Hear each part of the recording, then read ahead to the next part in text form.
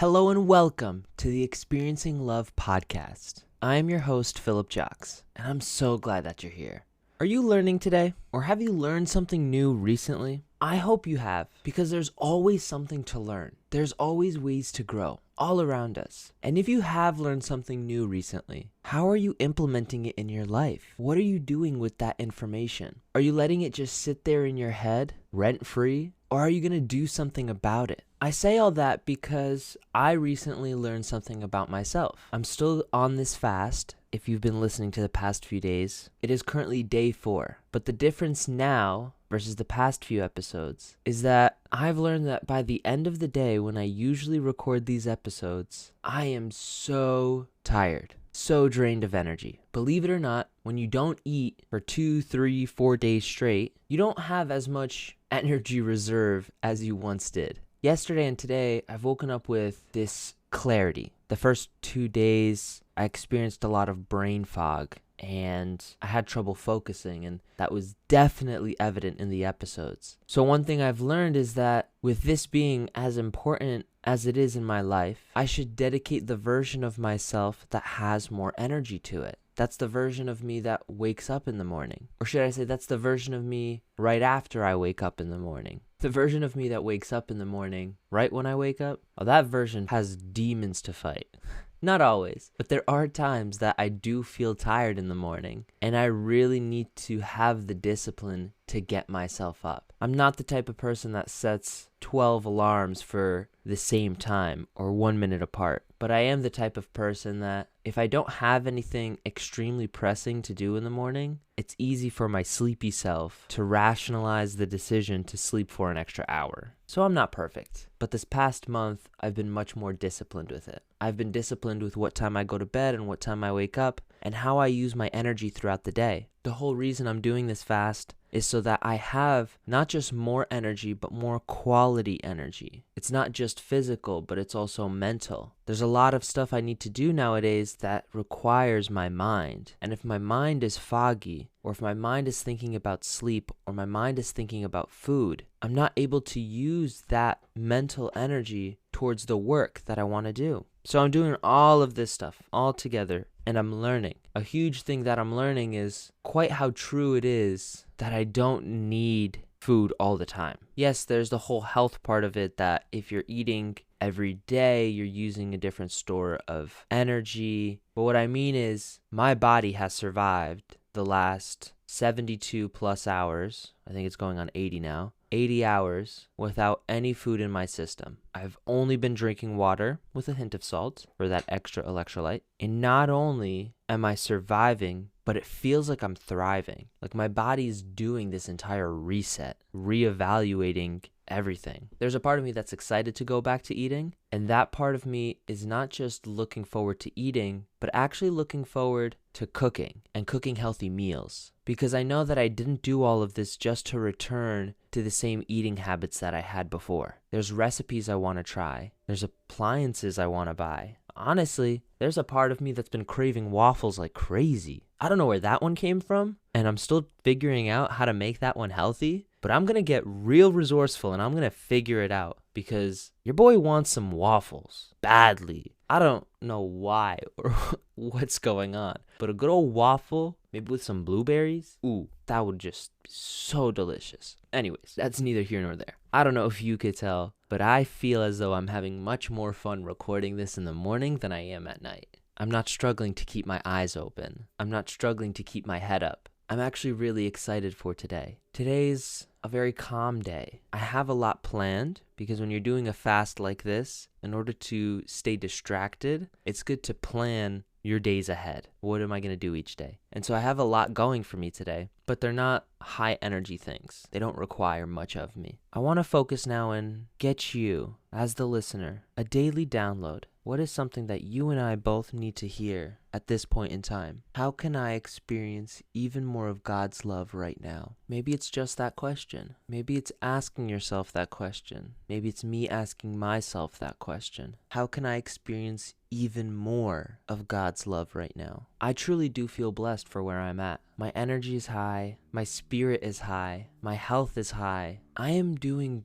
okay. I'm doing better than okay. I'm doing incredible. I'm taking care of myself. And not just that, I'm following the path that I'm meant to follow. A couple months back, I had this experience where I really learned. I learned that I am filled with love. Not only am I filled with love, but I have been raised to embody love. And I don't mean raised by my parents. I mean raised by the universe. Because my parents weren't with me 100% of the time. But I learned from my parents, my siblings, my teachers, my friends, my bosses, my coworkers, strangers, and loved ones. The universe has sent me every single person for a reason, and each person taught me a different version of love. Either they taught me a version of love that I needed to learn to give, or they taught me a version of love that I can experience, that I can be given. Everything in my life has had to do with love. I give out of love, I grow out of love, I love out of love. Sometimes I may even think that I forget that. And what's so beautiful is that subconsciously I never forget that. Deep down, I know that I am love. What are you? Are you love? Are you experiencing love all the time? Are you experiencing love for the challenges that you have or the blessings that come your way? Do you love yourself? Do you love those around you? What does love mean to you? Is love one specific thing or is love everything? Maybe ask yourself, who needs your love today? Is it some person in the external world, a stranger or a distant friend? Or is it someone in your intimate world, a person in your close circle, one of your best friends, maybe a sibling, a parent? Or maybe it's in your internal world. Can you show yourself some love today? Can you take a moment to look in the mirror, look yourself in the eyes, and just show yourself some love? Tell yourself some things you're grateful for, or maybe just say I love you a couple times. Love is such a beautiful emotion to me. It is the deepest, most profound, positive emotion out there. In my mind, there are two extremes when it comes to emotions: love and fear. I don't like feeling afraid, and so my only solution is to feel more love.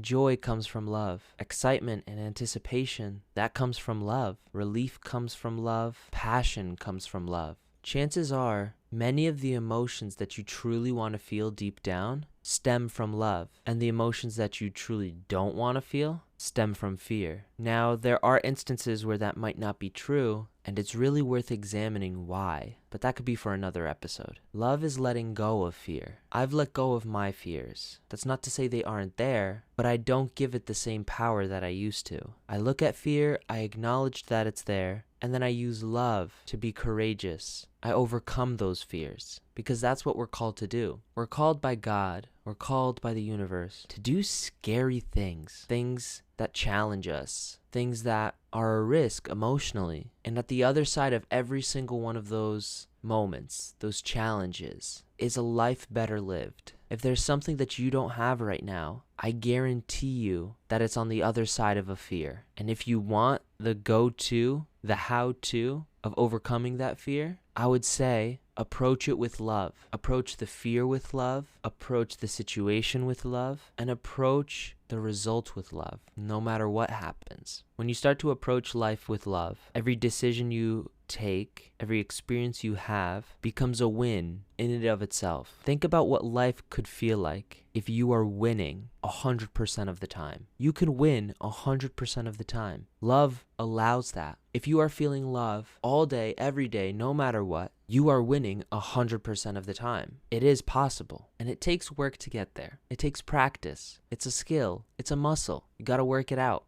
I may not fully be there, but it's my life's work to get there. Not only is it my life's work to get there, but it's my life's work to share that love, to give it to others. To give it to others when they don't quite know how to give it to themselves. Or I share my knowledge with others so that they can create it for themselves. That's why I'm here. I experience even more of God's love right now every single time I record these episodes. Every time I record an episode, I get reminded of such beautiful things. whether it's gratitude, whether it's giving, whether it's playfulness or my health or just love as a whole. That's why compared to something like doing social media videos, I've stuck with this so much longer and I'm so much more passionate about it. I plan to bring this to different platforms someday because I also know that I want to spread my love even more. And the more places that it exists, the more people can resonate with it. Whether that's a blog, whether that's a social media video, whether that's an email newsletter, whatever it is, love is important to me. I hope you go into the next few days, into the next few nights, really thinking about love. And not ways for you to get love, but for ways for you to give love. The more you give, the more you get. The more you put in, the more you get out. So practice some love today, maybe tomorrow, maybe next week. You know that I'll be here every single day, giving you your daily download, your little nudge. I thank you so much for being here. I'm grateful to you for listening, and I look forward to seeing you in the next one. I love you.